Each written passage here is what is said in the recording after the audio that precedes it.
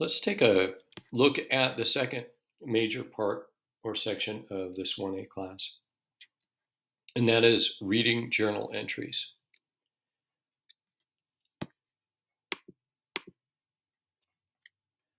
Be sure that you read through the reading journal entry information page. This one tells all about what's expected of students with regard to the assignment. And yes, there's a lot here, but it's important that you know exactly if you're going to gain something from this, if you're going to get something out of it, it's important that you know exactly what's expected so that then you respond accordingly. And that's how you learn, right? And that's how you get better at anything. So I just want to go over just kind of a glance over this, because if you click right here, it's me reading through the whole thing and talking about it. So, and again, I would highly encourage you to do that. In addition, there's a quiz. Let me go back to that. There's a quiz that you can have about the reading journal entry page open while you're taking the quiz. It's an 18-point quiz in this case. So the reason I'm giving these quizzes is so that students are sort of forced to read about what's expected. All right, so let's go back to about the reading journal entry. And I just want to tell you that these reading journal entries are maybe reflective of something you've never done before. What I'm wanting you to do is to become familiar with the novel. And by the way, the novel is, I read the novel aloud here. I have audio readings of the novel here. So the purpose of these assignments is to ensure that students are looking at literature and writing from a different perspective, and that is from the perspective primarily of the author.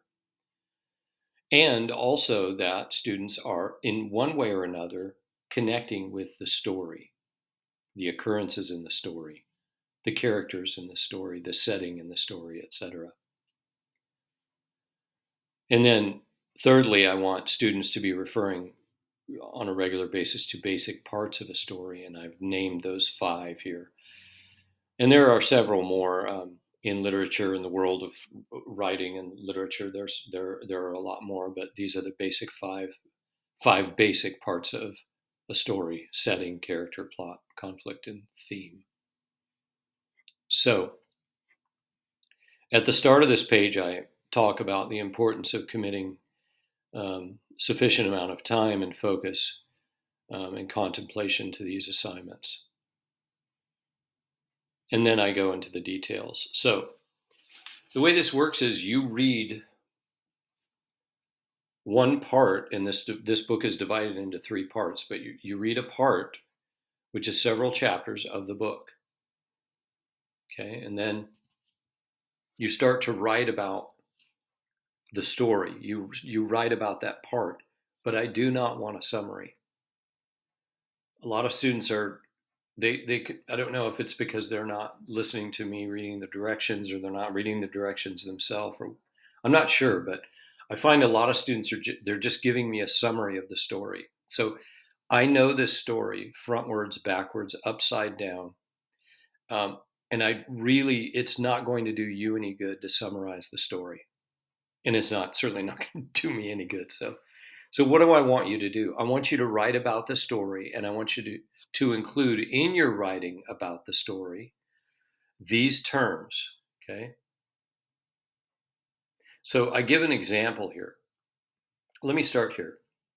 As you make your way through the story, Balzac, keep these things in mind. That is, both during and after your reading session, ask yourself about these elements: setting, character, plot, conflict, theme.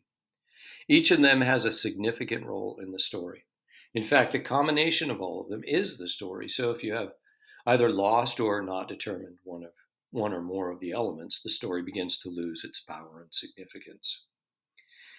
And the thing about literature and a story, particularly fiction literature, fiction writing, is that if any of these is weak in the story, it tends to make the story, of course, not reflective of quality. This author has done, in my opinion, an excellent job at developing setting, character, plot, conflict, and theme.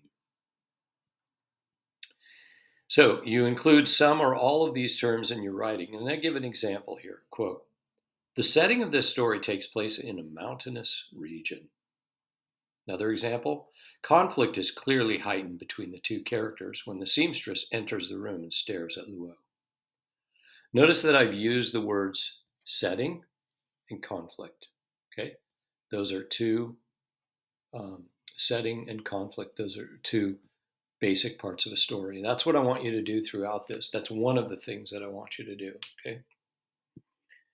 The second that I'd like to see in your writing about each part, and this one is probably the most important, and because there are more of these elements than anything else that I'm expecting from you, it should be the case that when you turn this in, each of these three assignments in, because remember the book is divided into three parts, when you turn these in, I should see more about these terms than anything else.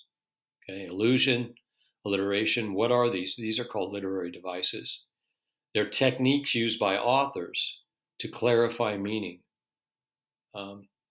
to make impactful what it is that they're trying to say. Some of these things are sort of hidden within the text, and some of them are right there in your face, right? But and my objective for you is that you're looking for all of these. So please become familiar with all these terms. I think most people know what irony is. I think most people know what imagery is.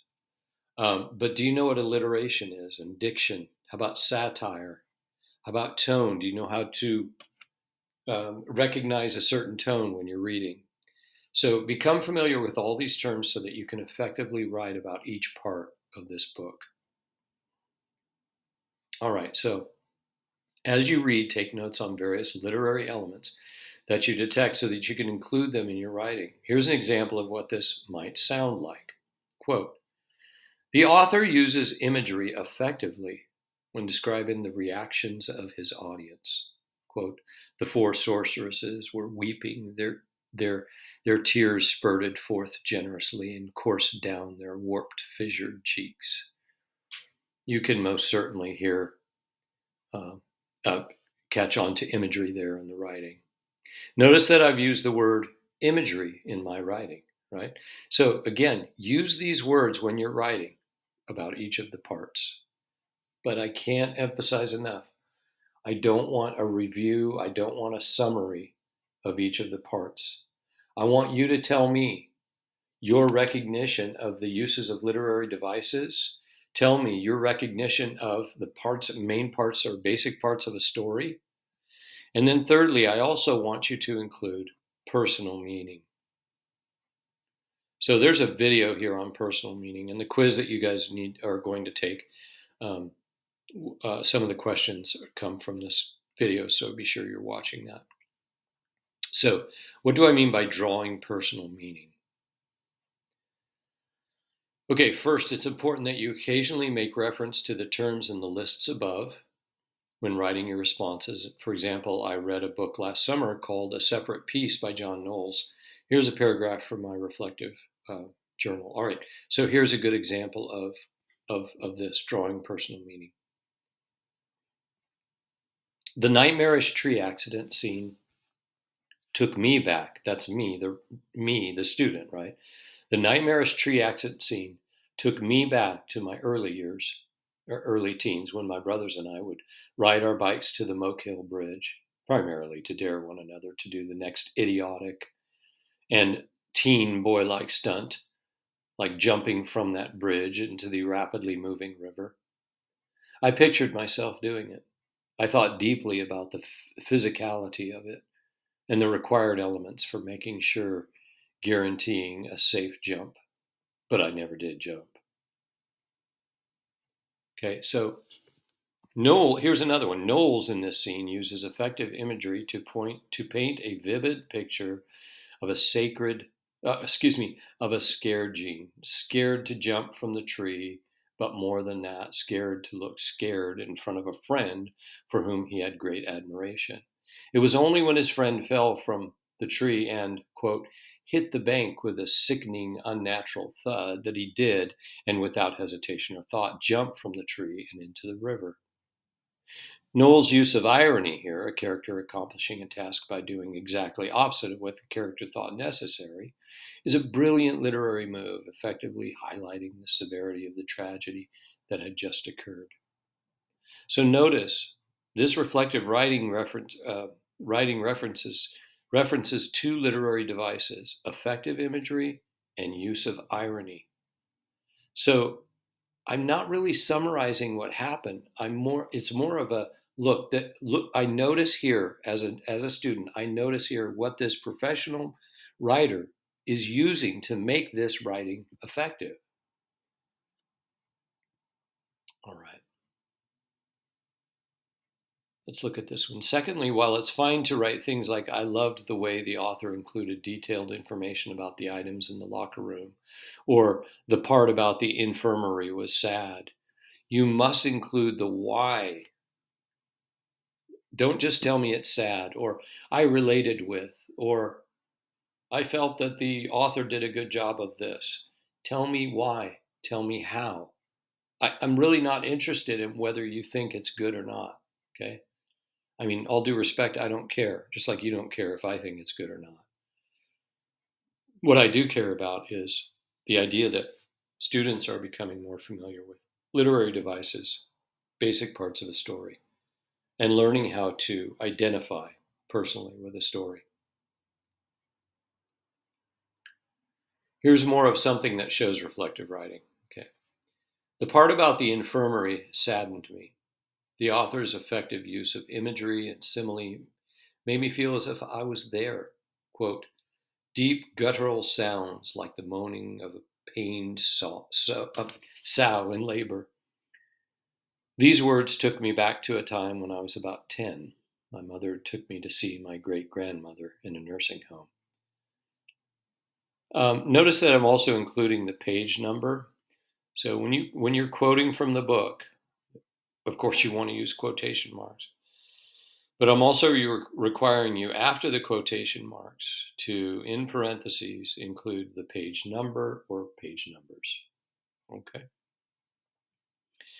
Again, I don't want to go on too much about this because this video up here is me reading this assignment.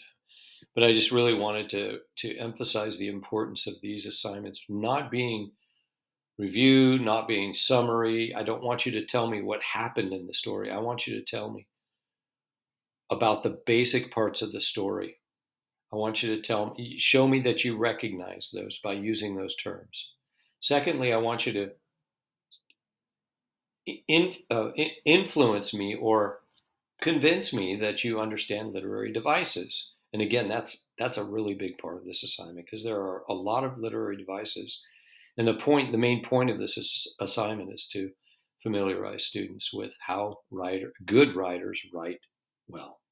And then the third is, of course, personalizing it.